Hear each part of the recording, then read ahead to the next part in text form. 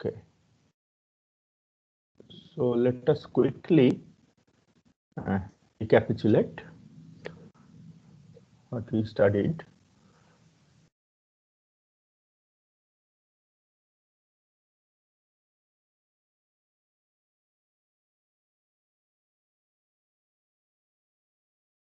Let's say we have a partial order denoted by this. So let us draw an example partial order. Let's take a simple order. So I am drawing what is called a C diagram.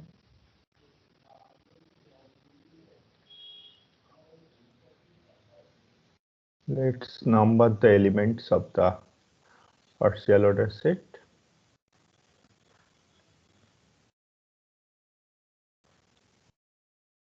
Okay, let us quickly. I hope I'm audible.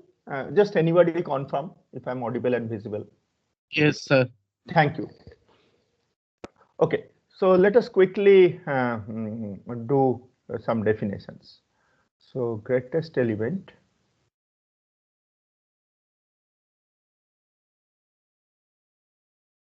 is one element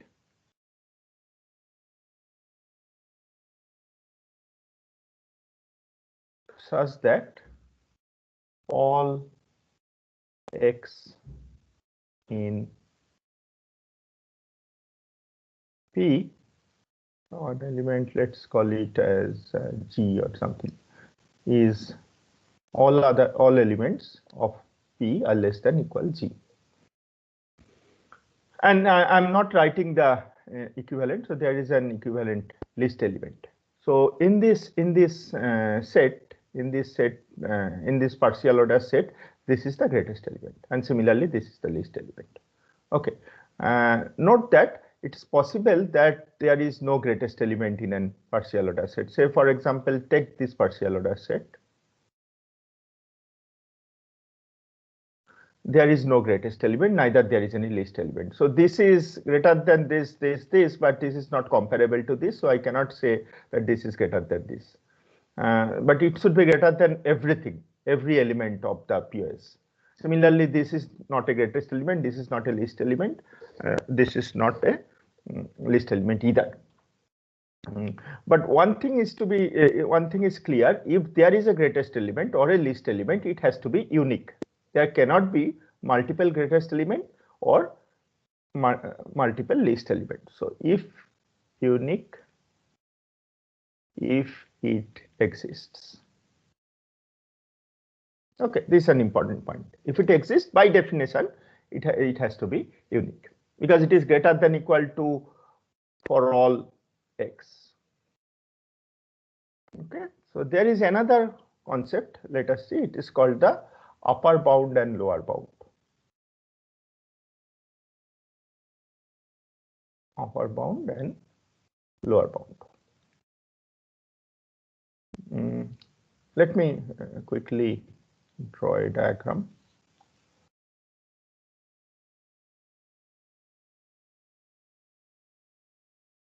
Okay, so it's again defined for a partial order set, but you take any subset of the partial order set. Let's say I take this subset. Okay, so the upper bound of S would be that set X such that X belongs to P, so all elements in P, and X is, or this is not the right symbol. So for any A for all A in S, A is less than equal to X. Okay, so one element belonging to P would be called an upper bound of the subset S if it is greater than equal to all elements of S. So if this is my S and this entire thing is my P, then you see this is an upper bound because this is greater than this, this, and this.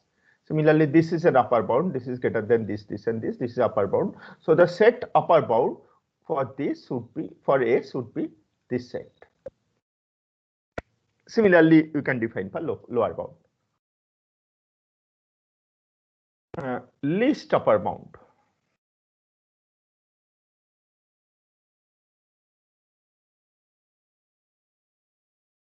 Least upper bound. Okay, so some element x is a least upper bound of S if and only if x belongs to the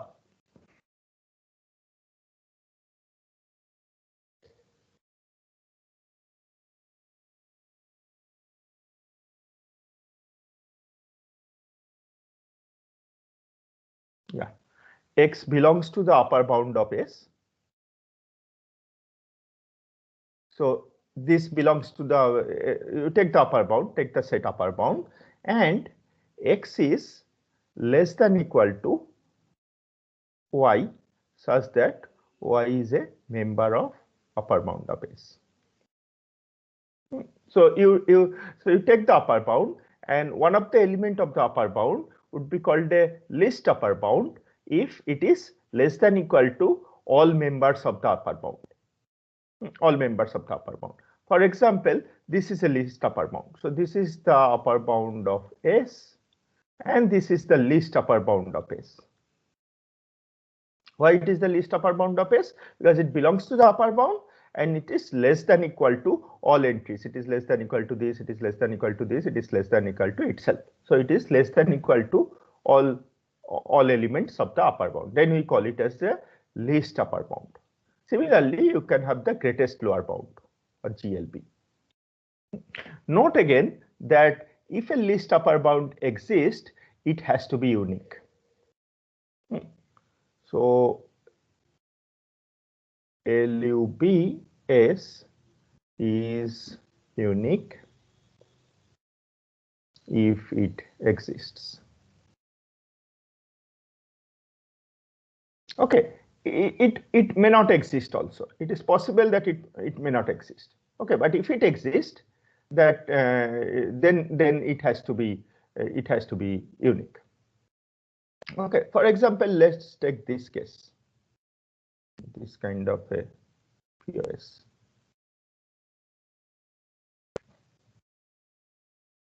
Okay, so if this is your S, then this is the entire upper bound set, and none of these are the least upper bound. This is not a least upper bound, this is not a least upper bound, this is not a least upper bound. So there is no least upper bound in this case.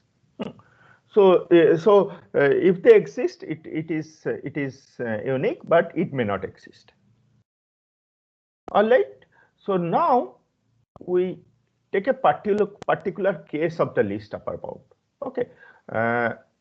You take a particular case, least upper bound of A. So I said before that least upper bound can be defined for any subset of the partial order set. Okay. Now let us consider sets which are pairs of elements. Pairs of elements. Okay. So least upper bound of a pair of element.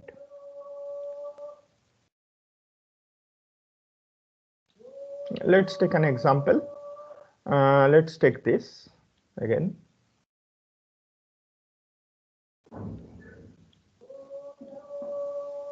Or let's take maybe this as an example.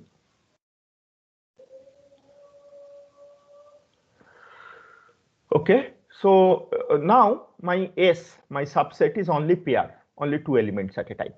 So you consider least upper bound of a pair of element. Let me number them A, B, C, and D. So I would talk about least upper bound of only pairs. Let's say the pair AB. Only pairs. And similarly, greatest lower bound also of only pairs. Okay, so what if I take this pair, let's say this and this, let's say I take this set. What is the least upper bound? Least upper bound is this. This is the least upper bound. And what is the greatest lower bound? Greatest lower bound is this. Let's take something here, A, B, C, and D. So I take A and B, A and B. What is the least upper bound? Least upper bound is this. What is the greatest lower bound? Greatest lower bound is this. Let's take A and C. Let's take A and C. So this and this is my set. So what is the least upper bound is this. Greatest lower bound is this. So I define for pair of elements. In fact, what I do, the least upper bound and the greatest lower bound for pair of elements, I give them a name. I give them a name. I call them as join and a meet. Maybe I'm confusing this. I have to check up. I'll check up the slides. I often confuse between these two. So a join and a meet. So I call least upper bound of a pair of elements as a join. I may be wrong. I'll check out the slides. Maybe the name is the opposite. And the greatest, anybody can correct me. Is this the right name I'm giving? Anybody? Do you want to correct me? Okay, anyway, nobody is correcting me, so I have to check the slides. Okay, whatever. The idea doesn't matter what's in a name. So the least upper bound for pair of elements, similarly the greatest lower bound for the pair of element, I give them a name. I call it as the join and the meet. In fact, there is another name for this. This is sometimes called a product, and this is sometimes called a sum. Okay, but note that the least upper bound and the greatest lower bound, they are themselves elements. They are themselves they have to be elements of the partial order set P, and I write them as symbols. So this is denoted by this symbol, and this is denoted by this symbol, or product as this symbol, and sum as this symbol. Sometimes there is a symbol. So instead of this LUB and all this, I would write them as this, as the join, and this as the meet. Excuse me, sir. Sir, the symbol should be exchanged. Symbol should be exchanged. Yes, symbol should be exchanged. Yes, correct. You are correct. In fact, there is a nice way to the way to represent them. We'll see that. Okay, so this is the join, and this is sometimes denoted by the sum. So this also should be extended. No, let me see anyway. So this is represented by dot. Okay, so this is the least upper bound. So this is the least upper bound. This is least upper bound is this, and this is the least lower bound. Again, you see, because of the property that LUB and GLB for any set has to be unique if it exists, the join or meet for a pair of element are also unique if they exist. It is possible that they do not exist, but if they exist, they are to be unique, both join and meet. Okay, so I can think of these join and meet as kind of binary operations. They take two elements, produce a third element. The third element is either a least upper bound or a greatest lower bound for a pair of elements. Okay, so I can think of the join and meet as algebraic operators, as operators. Okay, and there is a closure property in the sense that if A and B are elements of P, A join B will be element of P, A meet will be element of P. So there is a closure property. Okay, so I have now defined join and meet. Let's quickly see what kind of so just a kind of pictorial representation. So if you take a chain,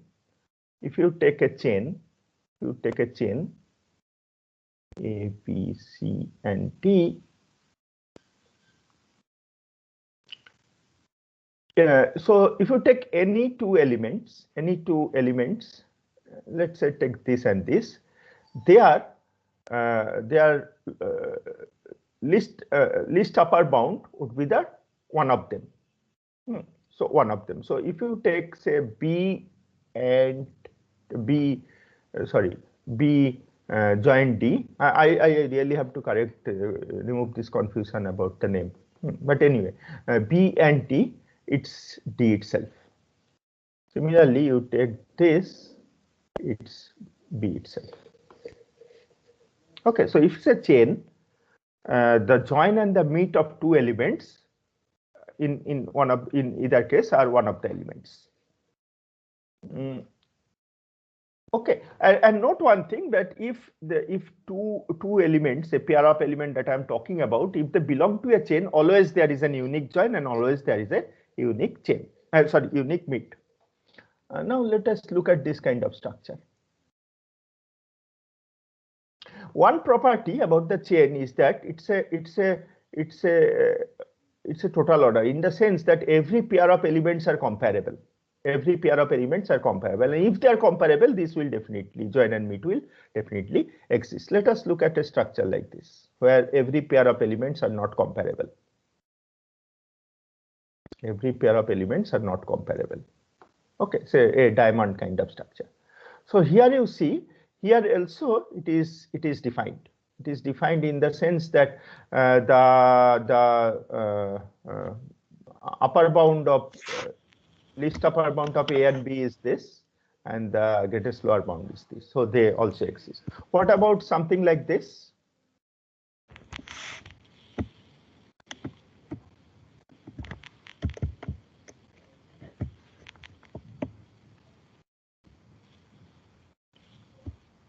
What about something like this?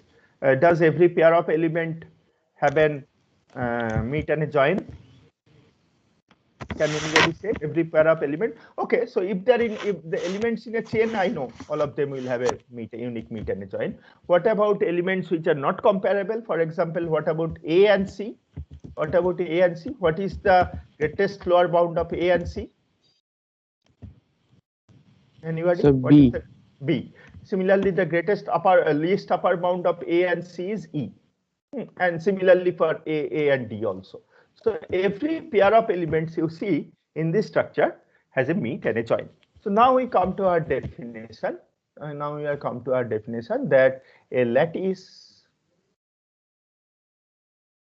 is a partial order set, a set equipped with an less than equal to relation, is a partial order set where every pair of elements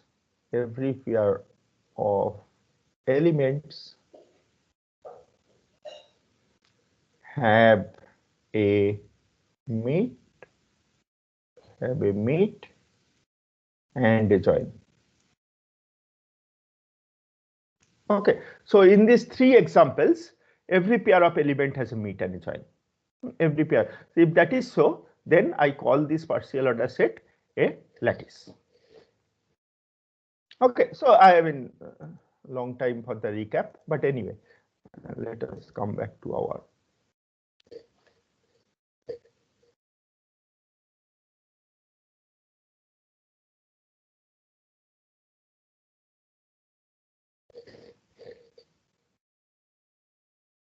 Let us come back to our slides.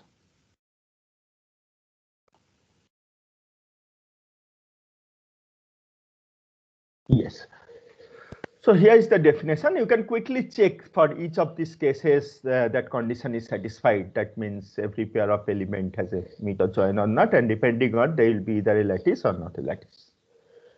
Okay, so now let us look. So now from now onwards, we'll look at this meet and join as kind of binary operators, algebraic operators. Now let us look at some properties. First, let us look at the basic ordering properties of meet and join. So you think of like this. So X meet is an element of lattice. X join Y, X meet Y is an element of the lattice. X join Y is also element of the lattice. So are they comparable? Are there some ordering relation between them? We see that by definition, actually, that the meet is less. Wait, let me correct the definition. Okay, so this is the meet. Meet is the greatest lower bound, and join is the least upper bound.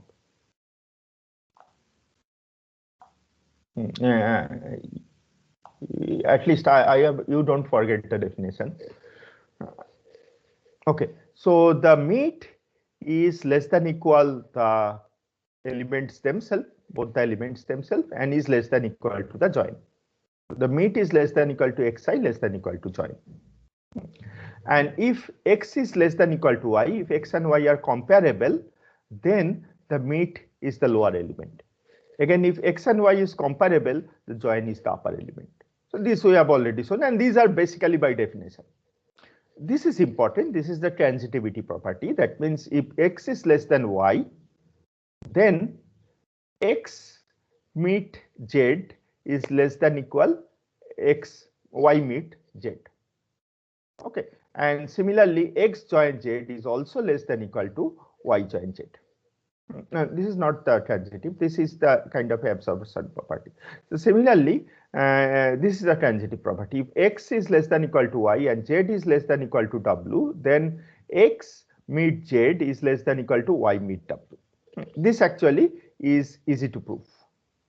This actually is easy to prove. Okay, this I think is the proof for this. Yes, this is the proof for this. This is actually easy to see. This is this fourth line, fourth bullet point that we are proving. Okay, so denote the meet by v and the meet of x and j by v and y and j by u. Okay, so because of this ordering property, v is less than v is a lower bound for y and j, and by definition of the meet, v is a lower bound for u because v is the maximum among all lower bound. Okay, so you just see this picture. See, this is u and v. This is u and v because v by definition is the join of x and z. U is the join of y and z. So what I am trying to prove is that v is less than equal to u. I'm trying to prove is that v is less than equal to u. So let's take like this. So v by definition is less than x and z. U by definition is less than y and z. And since x is less than y, this because see this is an this dashed line is an inferred less than equal to, is an implied less than equal to. Okay, so v is kind of the join of x and u, so this has to be there. This has to be less than u. So it is easy to prove that. So all these, in fact, these are pretty intuitive. I mean, if you just look at them and you just simply apply the definition of meet and join and simple transitivity, you will get this. There are some other properties that hold. Some other properties that hold. The first property is commutativity. That means x meet y is same as y meet x. Similarly, x join y is same as y join x. This again is obvious. This I am not proving. This by the definition of meet and join, these are obvious. So this is some property. You take any two elements in a lattice, they'll always hold. They always hold. And this property has important implications because when we actually define our Boolean algebra, we will see that this property, since they are lattices themselves, these properties will also be there. Let us look at this absorption property. Let us look at this absorption property. This is also important. Okay. So what this says is that if you take the join of x and y, and with that element, if you meet x, you will get back x. And if we one more thing you will note is that in all these so-called theorems that we have, if you interchange the meet and join, you get one from the other. So there is a duality by interchanging meet and join. You will get the same thing. You can observe that. So that also holds. Okay. So let us look at absorption. What does it mean? Let's quickly maybe absorption and idempotence. Let us quickly draw a diagram. I think that will be better.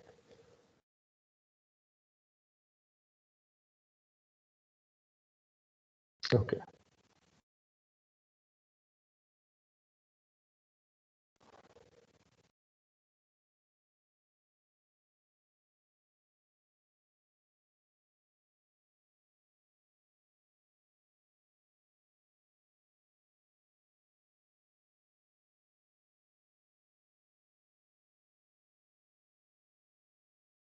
E. Okay. So what is the thing? Say A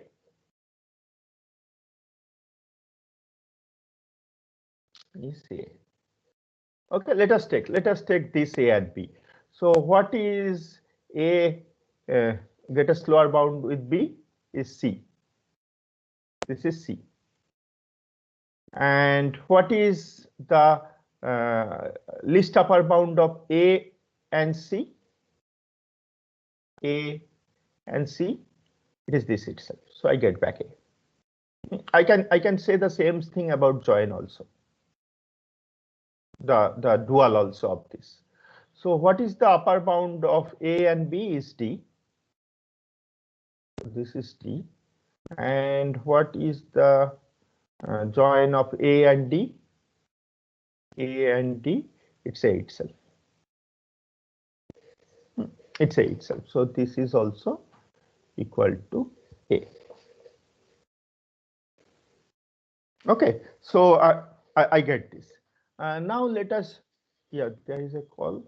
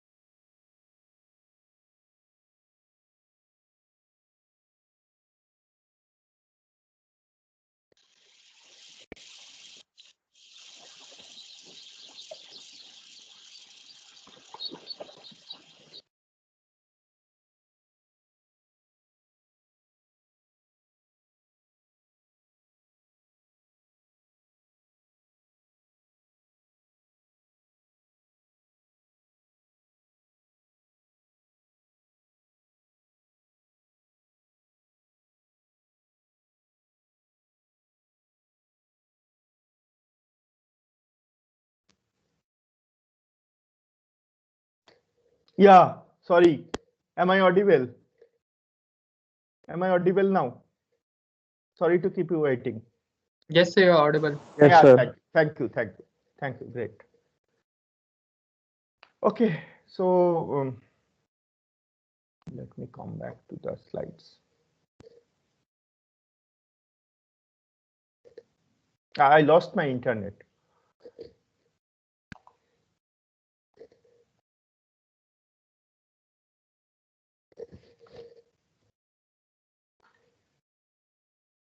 Yes, so quickly, let us now go a bit quickly. So these are some properties which hold for any lattice. The commutativity property, the absorption property. This is important. This is useful very much. So the absorption property, I don't know, I have explained or not. Are you was that audible or not? So x, if you take the meet with join of x and y, you get back x and the dual of that. So what it basically means is that, let me come out of this. Yeah, let me try to see. Sir, sorry to interrupt. Can you please share your screen? Oh, I forgot to share my screen. Okay, I'll do that.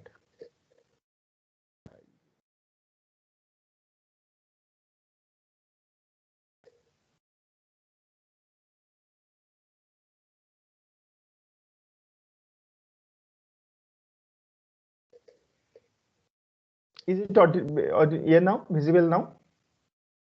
Yes, sir. Yeah, thank you. Sorry to keep you waiting. Anyway, it was, I could not do anything. Okay, so I'll write down some properties of the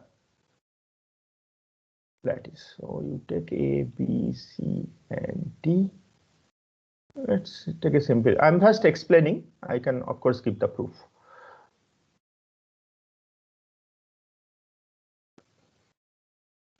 Okay. Similarly, I can have the other way around also, dual also.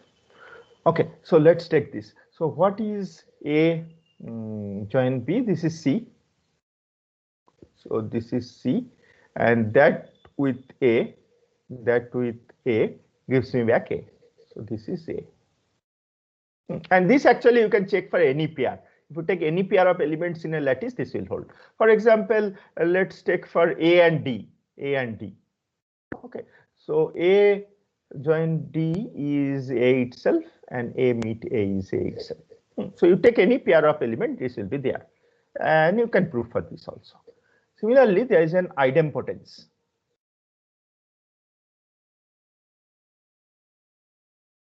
Which is A join A is A meet A is A. This again, I think straight away follows from the definition. So this also holds. Now there is another important property which holds is associativity. The reason I'm spending time on this is that these are, we'll later see that the Boolean algebra, which you used in your logic and other cases, is actually a lattice having some particular properties. And this you know are the kind of usual properties of Boolean algebra. So what we are trying to say is that these are actually lattice properties that holds for Boolean algebra.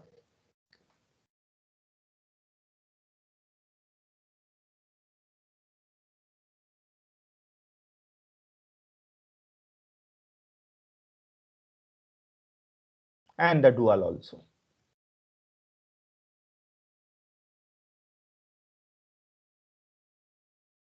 Okay, if you just interchange the meet and the join, you get the same. You also get another theorem. The same theorem holds by interchanging meet and join. Okay, let's see this. So what is A, B? This is C, and C join C is C itself. So this entire thing is C. Similarly, what is B and C? B and C is C itself. So this is C. And A and C is C itself. So this is C and C. So this is also C. So this is verified.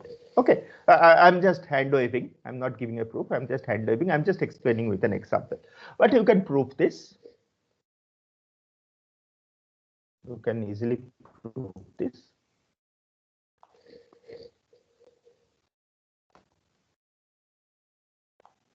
This is the proof actually, and don't know I have time to go through this because anyway, I give it as an exercise. You just go through this proof. You go through this proof. Absorption is actually easy to prove. Okay, so now,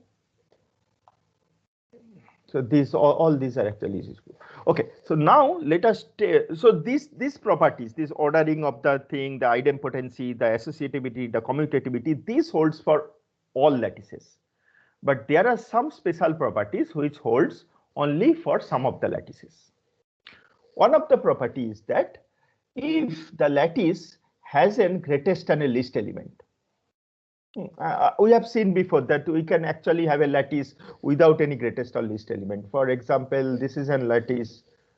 This is a lattice.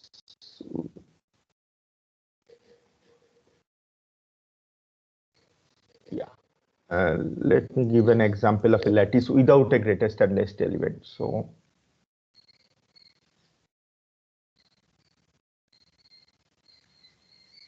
this is a lattice which doesn't have a greatest or least element. Okay, so a lattice is called bounded if it has both greatest and least elements. Then we call it a bounded lattice. Usually the greatest element is given a symbol 1 and the least element is given a symbol 0. It's just a symbol, no other implications. It's just given a symbol 0 and 1. It can be shown easily again that every finite lattice is bounded. Infinite lattices are not bounded. For example, if you take the set of all integers and the usual arithmetic less than equal to operation is the partial ordering, then it's not bounded because it's an infinite. You can easily check that you cannot define a maxima or a minima. But you can easily show that all finite lattices are bounded. They do have a maxima, they do have a minima. There is another property that is important. Okay, for bounded lattices, some identities hold. For example, you take the least element and you take the join with the least element, you get back the least element. So this holds, and similarly this holds. So this max and minima are some these are important properties. So if you take the join with the mean, you get back the element commutatively, and if you meet with the max, again you get back the element. Similarly, if you join with the if you meet with the least element, you get the least element. If you meet with the largest element, you get the largest element. So these are again pretty important properties from the Boolean algebra point of view. Again, I think all this you can easily. So this is 1, this is 0. You can easily verify these properties. You take any element, you can easily verify these properties. Okay, and just by applying the definition of meet and join. Okay, so now another important property. Another important property is called the distributive property. So the meet distributes join. Similarly, join distributes meet. That means if you first take the join of y and j and the result if you meet with x, it's same as if you meet x with y and join this thing with the meet of x and z and the dual also. Okay, so if this property need not hold for all lattices, and this should hold for every pair of elements. For every pair of element, if this holds, this is the simple distributed property. Okay, simple distributed property. For every pair of elements, if it holds, we call that lattice a distributive lattice. Note, see here that in this particular example, this distributive property does not hold. This distributive property does not hold. So this is the left hand side. Let's take x as A, y and z as B and C. Let's take the left hand side of this. So A meet join of B and C is A. You can easily check from here. So, but the right hand side, A meet B and join with A meet C is B. different element. So this left and right hand side of these are not true. So this lattice, at least for these three elements A, B, and C, we have shown. For distributive lattices, any three elements has to satisfy this distributive property. Let's take another lattice. Let's take this power set, this set containment, this lattice, a cube kind of lattice. You see, this satisfies distributive. You can verify it as an exercise. You take any three elements, the meet and join will distribute themselves. You can easily check that. Okay, so this cube kind of lattices, they are distributed lattices. If you take a ladder kind of lattice, they are also distributed. But this lattice is not distributed. In fact, it's difficult to construct a distributive lattice with few elements. There are, I think, only 3 known non-distributive 4-element lattices, 5-element lattices. There are only few. If you take small lattices, it's difficult to construct example of non-distributive lattices. Okay, so this is the hypercube. This is the power set, which is the distributive lattice. Okay, now let's take a complement.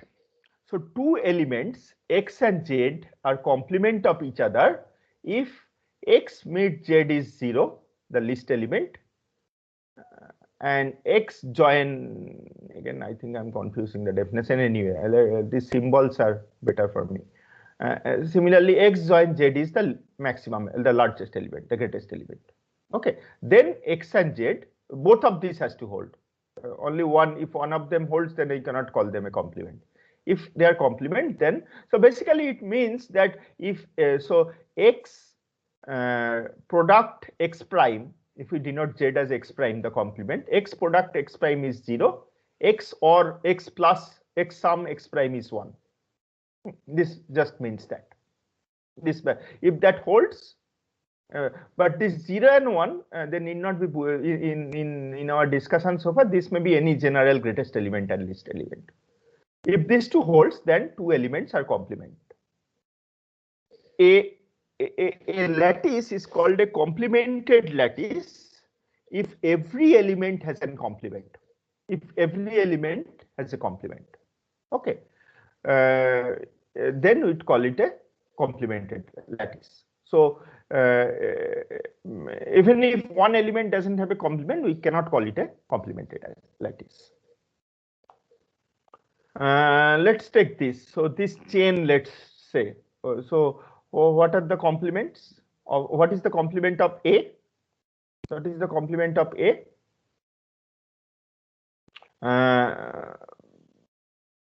So you see that also one more thing you see that one element might have multiple complements. No, I think they are unique. They will be, for bounded lattice, they will be unique. Okay, so let's take what is the complement of A. Let's take this example rather.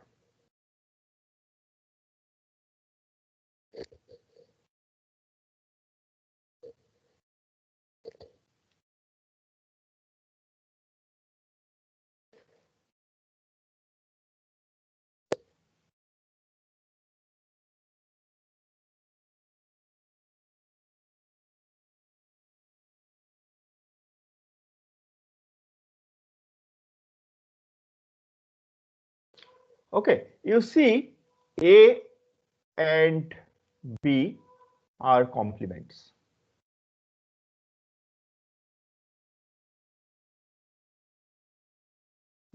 Because A join B is 0, 1. They are complements. Sir, A join B will be 1. Or will be 1. Okay, yes, I'm again making this mistake. Good, you are not making the mistake. All right, so the A and B are complements. So usually what happens is that let's take this lattice.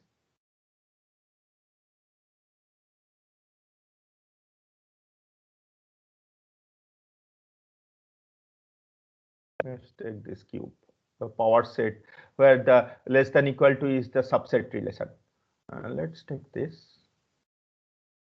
the cube kind of structure. Can anybody say what is the complement of this element? What is the complement of this element? This is my 0 and this is my 1. So what is the complement of this element? Anybody? So can you label the corners? Okay, let me label the, yeah, of course. 0 and 1 I'm not labeling, A, B, C, D, E, and F. What is the complement? What is D complement? E and F.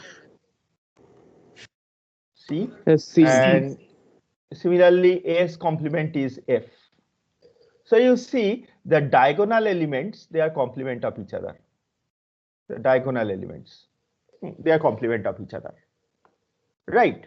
I think some of you can guess. If I take a 3-bit binary number, I can represent it as corners of a cube. And the usual binary complement that we defined, and if we label the corners of the cube by 0, 0, 0, 1, 1 like that, you will see they will be complement of each other. Okay, I mean just an intuition, but this is abstract algebra, so let's not take examples. You cannot take examples in abstract algebra. You have to prove. Okay.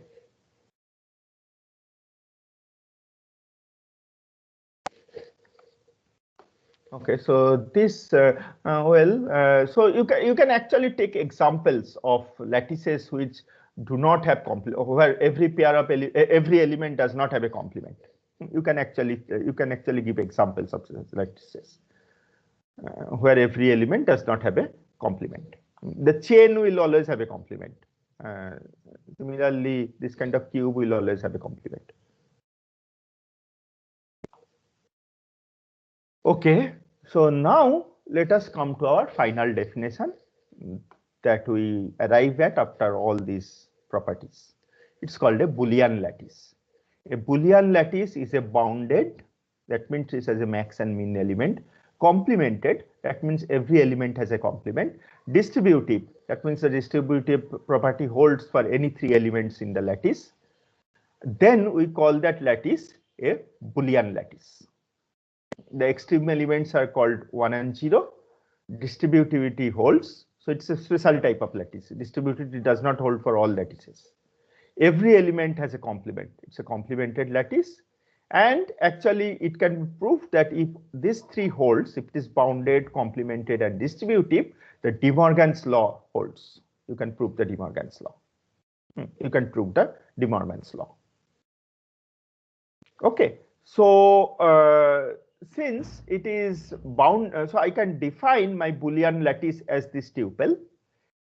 It is a set A equipped with a partial order relation less than equal to, equipped with a boundaries, equipped with max and min elements 0 and 1, and equipped with the complement relation. This distributivity and De Morgan, they can be exchanged. That means if you assume distributivity, De Morgan's can be proved. If you assume De Morgan holds, distributivity can be proved. So you can, any one of them is sufficient. Okay, so let's take the distributivity. Then this together would be defining what is a Boolean lattice. So it's a special type of lattice which has boundary elements, which has complement for every element, which is distributive. And De Morgan's law follows from that. So this is this Boolean lattice.